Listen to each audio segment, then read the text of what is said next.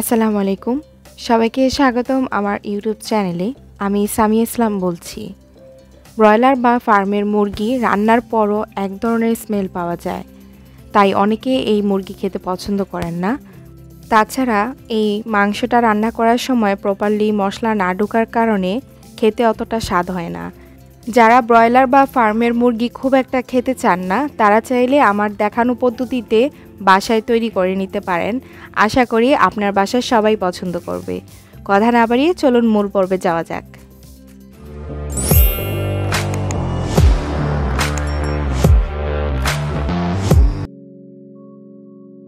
Broiler মুরগি রান্না করার জন্য আমি বাজার থেকে অল্প কম 2 কেজি ওজনের একটি ব্রয়লার মুরগি নিয়ে নিয়েছি। ভালোভাবে কেটে পরিষ্কার করে নেওয়ার পর ওজনটা এসেছে 1.5 কেজির থেকে একটু কম। তারপর ছোট ছোট করে আমি আমার পছন্দ মতো পিস করে নিয়েছি। মুরগির মাংসগুলো ভালোভাবে পানি দিয়ে পরিষ্কার করে পানিটা ছাড়িয়ে এখানে হলুদ 1/2 চা চামচ, মরিচ 1/2 চা চামচ এবং পরিমাণ মতো লবণ দিয়ে ভালোভাবে মিশিয়ে অন্যদিকে একটি চুলায় প্যান বসিয়ে নিয়েছি। এই প্যানের মধ্যে আমি 1/2 কাপের থেকে একটু বেশি তেল দিয়ে দিয়েছি। তারপর আগে থেকে মাখিয়ে নেওয়া সেই মুরগির পিসগুলো এখানে দিয়ে দিয়েছি গরম তেলের মধ্যে।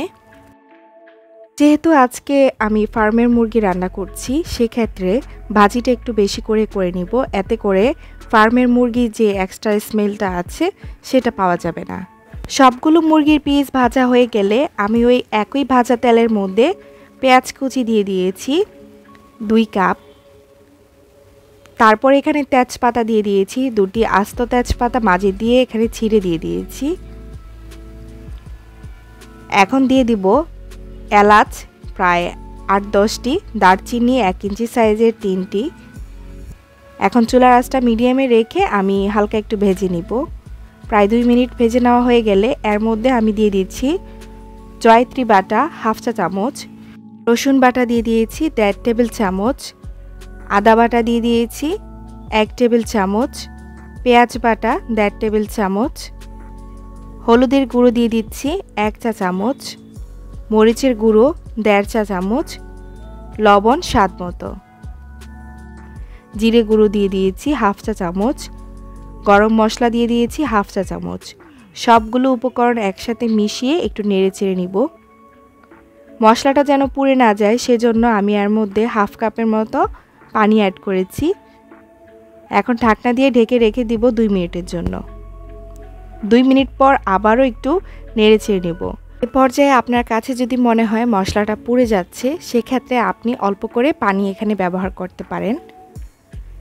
এখন আমি আগে থেকে ভেজে নেওয়া সেই মুরগির পিসগুলো দিয়ে দিচ্ছি এখানে, দিয়ে আবারও মশলার সঙ্গে খুব ভালোভাবে মিশিয়ে নিচ্ছি। বরাবরের মতো আমি সব ভিডিওতে বলে থাকি, যত ভালোভাবে আপনি কষাবেন ততই রান্নার স্বাদ পাওয়া যাবে। আরও 2-3 মিনিটের মতো ঢাকনা দিয়ে ঢেকে রাখার পর আমি ঢাকনাটা তুলে আবারও নেড়ে চেড়ে দিচ্ছি। ব্রয়লার বা ফার্মের মুরগি যত ভালোভাবে কষাবেন ততই এর টেস্টটা পাওয়া যাবে। এখন এর মধ্যে কাঁচামরিচ অ্যাড করেছি প্রায় 8 থেকে 10টির মতো। আপনারা আপনাদের স্বাদ মতো অ্যাড করে নিতে পারেন।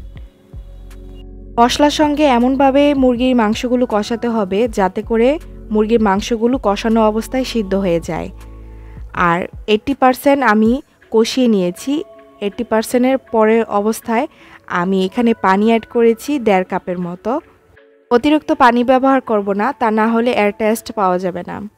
আপনি যদি আমার দেখানো পদ্ধতিতে বাসায় এই রেসিপিটি তৈরি করে থাকেন, ইনশাআল্লাহ আপনার পরিবারের সবাই আপনার রান্নায় মুগ্ধ হয়ে যাবে। এবং ব্রয়লার বা ফার্মের মুরগি যারা খেতে পছন্দও করেন না, তারাও খেতে চলে আসবে। তো অনেক কথা হয়ে গেল, এখন আমি ঢাকনা দিয়ে ঢেকে রেখে দিব প্রায় 1 মিনিটের জন্য, চুলার আঁচটা একেবারে লতে রেখে।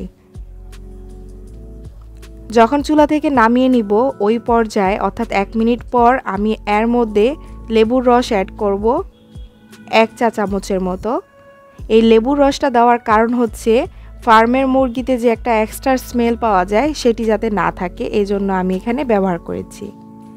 একটু নেড়ে চেড়ে দিয়ে চুলার আঁচটা বন্ধ করে আমি পরিবেশন করে আপনাদেরকে দেখাচ্ছি। ভিডিও চলাকালীনে আরও একটি কথা বলে নিচ্ছি, যারা আমার এই রেসিপিটি প্রথম দেখছেন তারা যদি আমার চ্যানেলটি সাবস্ক্রাইব না করে থাকেন তাহলে অবশ্যই আমার চ্যানেলটি সাবস্ক্রাইব করে নেবেন এবং পাশে থাকা বেল বাটনটি বাজিয়ে দিবেন।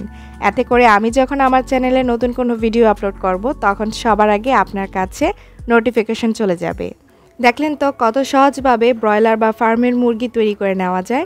আশা করি আপনার কাছে আমার আজকের রেসিপিটি ভালো লেগেছে। পরবর্তীতে কোন ধরনের রেসিপি নিয়ে হাজির হলে আপনাদের জন্য কাজে আসবে সে বিষয়ে আপনাদের মতামত কমেন্টস করে জানাতে পারেন। আজকে এখানে বিদায় নিলাম। আল্লাহ হাফেজ।